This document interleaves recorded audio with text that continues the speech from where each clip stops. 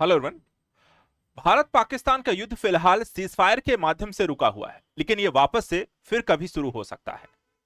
ऐसी स्थिति में भारत को चाहिए होगा अच्छे उपकरण, हथियार, गोला बारूद, मिसाइलें, ड्रोन सिस्टम, रडार। और इसीलिए सबसे जरूरी हो जाता है कि आपके पास अपने रक्षा उत्पाद किस तेजी से बना सकते हैं। इसमें सबसे बड़ा रोल होने जा रहा है उत्तर प्रदेश का। जी हां, हम बात कर रहे हैं उत्तर प्रदेश के डिफेंस इंडस्ट्रियल कॉरिडोर को, जो इस बार यहां पे चर्चा का विषय बना। जैसे ही भारत पाकिस्तान के युद्ध में सीज फायर किया गया, उससे कुछ समय बाद लखनऊ में ब्रह्मोस मिसाइलों के एक सेंटर का इनॉग्रेशन किया गया, जहां तेजी से बनाई जाएंगी ब्रह्मोस मिसाइलें। ब्रह्मोस इसलिए भी चर्चा का विषय है क्योंकि इसने टारगेट किया पाकिस्तान के अंदरूनी क्षेत्रों को तबाह करने के लिए। हम बात करें अगर यूपी के डिफेंस इंडस्ट्रियल कॉरिडोर के, तो यहां पर शामिल हैं 6 शहर। लखनऊ में ब्रह्मोस तो बनेगी, लेकिन इसके साथ साथ कानपुर में देखा जाए तो आपके ड्रोन बनाए जाएंगे और आगरा में रडार सिस्टम बनाए जाएंगे। इसके माध्यम से यूपी भारत का सबसे बड़ा हथियारों का सप्लायर बन जाएगा। इसलिए आज हम इस वीडियो के माध्यम से उत्तर प्रदेश से संबंधित इस टॉपिक को डिस्कस करेंगे। आखिर क्या है उत्तर प्रदेश का डिफेंस इंडस्ट्रियल कॉरिडोर, 6 जो शहर हैं उनमें क्या क्या चीजें बनाई जाएंगी, उससे उत्तर प्रदेश को किस तरीके का यहां पर इन्वेस्टमेंट का फायदा मिलेगा, लोगों को रोजगार मिलेगा, लेकिन उसके साथ साथ भारत अपनी रक्षा सेवाओं को किस हद तक यहां पर मजबूत कर लेगा। चीन, पाकिस्तान और यहां पे बांग्लादेश के साथ लगातार एक तनावपूर्ण स्थिति में है। ऐसी स्थिति में भारत के पास अपने हथियारों को तेजी से बढ़ाने का यहां पर मौका है। तो सबसे पहले अगर हम बात करें डिफेंस इंडस्ट्रियल कॉरिडोर की, तो आपको एक चीज और मैं यहां पे अपडेट कर दूं। भारत में ऐसे 2 कॉरिडोर हैं। पहला जो कॉरिडोर हम जिसकी आज हम यहां पे बात करेंगे वो उत्तर प्रदेश का डिफेंस इंडस्ट्रियल कॉरिडोर। इसके अलावा भारत में एक और यहां पर ऐसा ही कॉरिडोर तमिलनाडु में भी बनाया गया है। ठीक है, तमिलनाडु में यहां पर आप देख सकते हैं, इसमें होशूर, चेन्नई, सलेम, कोयम्बटूर और तिरुचिरापल्ली के यहां पर 5 शहरों को मिला करके ये आपको तैयार किया गया है और यहां पर भी आपको डिफेंस कॉरिडोर के तहत यहां पे काफी सारे उत्पाद बनाए जाते हैं। लेकिन हम बात करेंगे उत्तर प्रदेश के बारे में। इसकी शुरुआत कैसे हुई, तो यहां पे 2 तारीखें ध्यान रखिएगा, 2 ऐतिहासिक तारीखें इसे कही जाएंगी, क्योंकि उत्तर प्रदेश लगातार यहां पर जो शुरुआत हुई डिफेंस इंडस्ट्रियल कॉरिडोर की 1 फरवरी 2018 को होती है। तब वित्त मंत्री थे अरुण जेटली। उन्होंने अपने बजट 2018-19 में 2 डिफेंस इंडस्ट्रियल कॉरिडोर की घोषणा की थी, जिसमें पहला तमिलनाडु और दूसरा यहां पर यूपी के लिए है।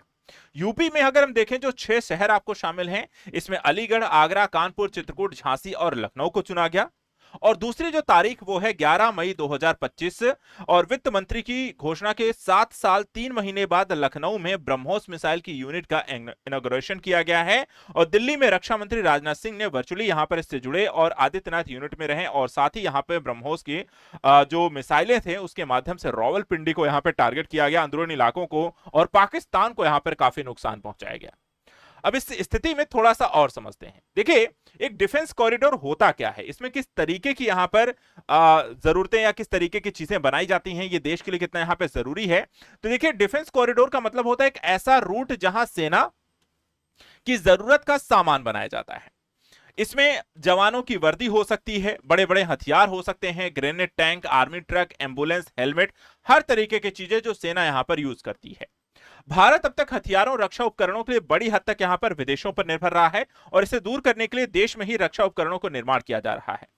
डिफेंस कॉरिडोर की अगर मैं बात करूं तो इसके माध्यम से देश में रक्षा उपकरणों के निर्माण होगा और हम तेजी से यहां पर आत्मनिर्भर बन सकेंगे। अब अगर मैं बात करूं आपको डिफेंस कॉरिडोर के बारे में, तो यहां पर आपके जो यूपी के 6 शहर हैं, इन 6 शहरों में कहां क्या बनाया जाएगा उसको देखिए। सबसे पहले देखिए, यहां पे जो डिफेंस कॉरिडोर है, लखनऊ की बात करते हैं। लखनऊ में जैसे हमने कहा कि यहां पे ब्रह्मोस मिसाइल का यूनिट बन गया है, यहां से लगातार आप ब्रह्मोस मिसाइलों को तेजी से बनाया जाएगा। इसके अलावा कॉमन टेस्टिंग फैसिलिटी सेंटर भी यहां पर डेवलप किया गया है। इसी तरीके से अगर आपसे पूछा गया कि कानपुर में क्या क्या चीजें हम बनाने जा रहे हैं, तो कानपुर में हल्के एयरक्राफ्ट, तोप, AK-47, carbine, pistol, drone, sniper rifle जैसे यहां पर 41 तरीके के हथियार जो होंगे वो आपके कानपुर में बनाए जाएंगे। इसके साथ साथ अगर हम बात करें झांसी में देखें तो गोला बारूद और मिसाइलें बनाई जाएंगी। आगरा हम देखें तो आपका रडार सिस्टम, कम्युनिकेशन इक्विपमेंट यहां पर डेवलप किया जाएगा। और अलीगढ़ जो है drone, anti drone, mines sensor, pistol और रिवॉल्वर जैसी चीजें यहां पर आपको बनाई जाएंगी। एक चीज और, अगर हम यूपी के मैप में अगर आपको बताएं कि ये चीजें कहां स्थित हैं, तो आप यहां पर आप देखें यूपी के मैप में ये सारे के सारे जो कॉरिडोर्स बनाए गए हैं वो आपको एक्सप्रेसवे से लिंक किए गए हैं, ताकि तेजी से एक जगह से चीजें बना करके दूसरी जगह यहां पर पहुंचाई जा सके।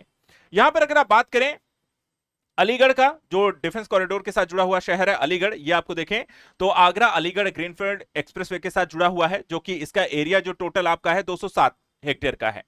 इसी तरह आगरा का जो शहर है जो डिफेंस कॉरिडोर से जुड़ा हुआ है, ये लखनऊ आगरा एक्सप्रेसवे के पास है, और यहां पर इसका एरिया जो है 123 हेक्टेयर का है।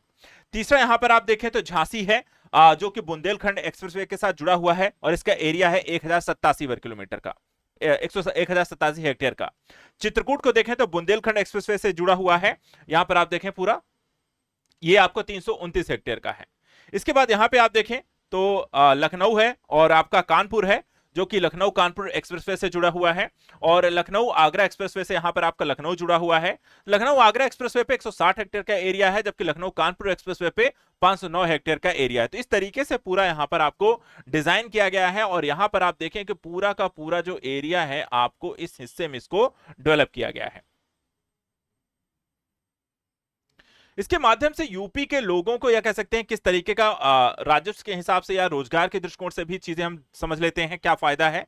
देखिए यहां पे सबसे पहले तो इन्वेस्टमेंट भारी भरकम आया है, ठीक है, जो कि यहां पर आप देख सकते हैं करीब 2,53,000 सॉरी 25,392.81 करोड़ का यहां पर राजस्व प्राप्त हुआ है इन्वेस्टमेंट के तौर पर, और इसके माध्यम से तेजी से यहां पर नए तरीके के इक्विपमेंट तैयार किए जाएंगे।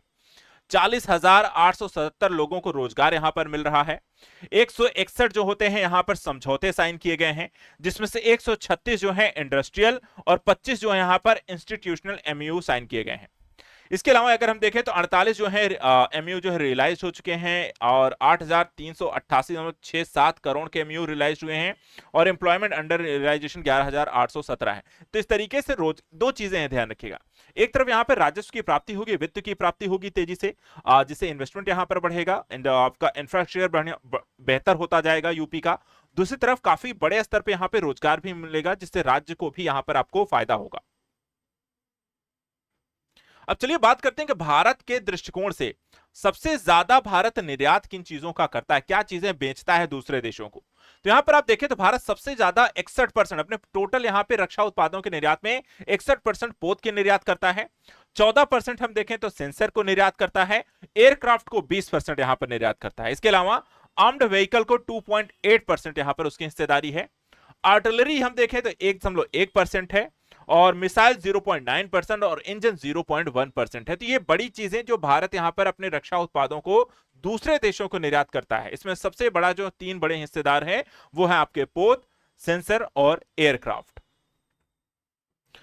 अब बात करें कि भारत से 31% हथियार, मतलब भारत निर्यात किन देशों को करता है, तो भारत सबसे ज्यादा जो निर्यात करता है वो म्यांमार को करता है। भारत की टोटल डिफेंस एक्सपोर्ट में हिस्सेदारी यहां पर म्यांमार की कितनी है, 31%। दूसरे नंबर पर श्रीलंका है 19%। तीसरे नंबर पे मॉरिशस है 12%। सेशल्स को देखें तो 9% है। आर्मेनिया 5.10% और नेपाल 5.9% है। इसी तरह मालदीव 4.3%, वियतनाम 4.3%, इक्वाडोर 3.9%, अफगानिस्तान 2.2% और बाकी अन्य देश ये 3.2% है। तो इस तरीके से भारत के जो पड़ोसी देश मोस्टली हैं उनको यहां पर बड़े स्तर पर ये निर्यात करते हैं, एशियन कंट्रीज को, यहां पर ईस्ट एशियन कंट्री को।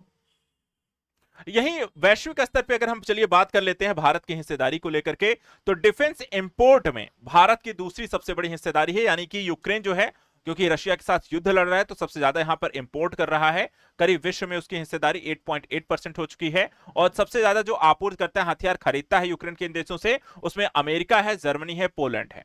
दूसरे नंबर पे भारत है, जो पिछले कई सालों से लगातार नंबर 1 रहा है। इस साल यहां पे नंबर 2 पे आ गया है। 8.3% हम यहां पर वैश्विक स्तर पर आयात करते हैं हथियारों का, और हम मोस्टली अपने जो मित्र देश रहे हैं, ज्यादातर हम अपने हथियार जो है रशिया, फ्रांस और इजराइल से खरीदते हैं। इसके अलावा तीसरे नंबर पे कतर है, 6.8% है, ये अमेरिका, इटली और ब्रिटेन से खरीदते हैं। सऊदी अरब चौथे नंबर पर 6.8% है, ये भी अमेरिका, स्पेन और फ्रांस से खरीदते हैं। पाकिस्तान यहां पे 5वें नंबर पे है, 4.6%, ये चीन, नीदरलैंड और टर्की से यहां पर हथियारों को खरीदते हैं।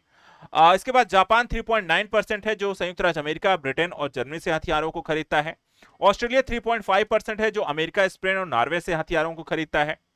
मिस्र को 3.3% है, जर्मनी, इटली और फ्रांस से हथियार खरीदते हैं। संयुक्त राज्य अमेरिका 3.1% है, ब्रिटेन, फ्रांस और इजराइल से हथियार खरीदता है। और इसी तरीके से कुवैत है 2.9%, जो कि संयुक्त राज्य अमेरिका, इटली और फ्रांस से यहां पर हथियारों को खरीदते हैं। तो इस तरीके से उत्तर प्रदेश का जो डिफेंस कॉरिडोर है और साथ ही तमिलनाडु का जो डिफेंस कॉरिडोर है, ये भारत के लिए यहां पर उसके रक्षा उत्पादों को आत्मनिर्भर बनाने, दूसरे देशों पर हथियार निर्भरता को कम करने, ज्यादा से ज्यादा हथियारों को निर्यात करने, अपने आयात की क्षमता को घटाने और भारत में यहां पर रोजगार और यहां पर साथ ही साथ अपनी सीमाओं की सुरक्षा को यहां पर मजबूत बनाते हैं। आज के उत्तर प्रदेश के करंट अफेयर्स के तहत इतना ही। ऐसे इंपॉर्टेंट टॉपिक्स के लिए आप लगातार हमारे साथ जुड़े रहें। Thank you so much and good luck.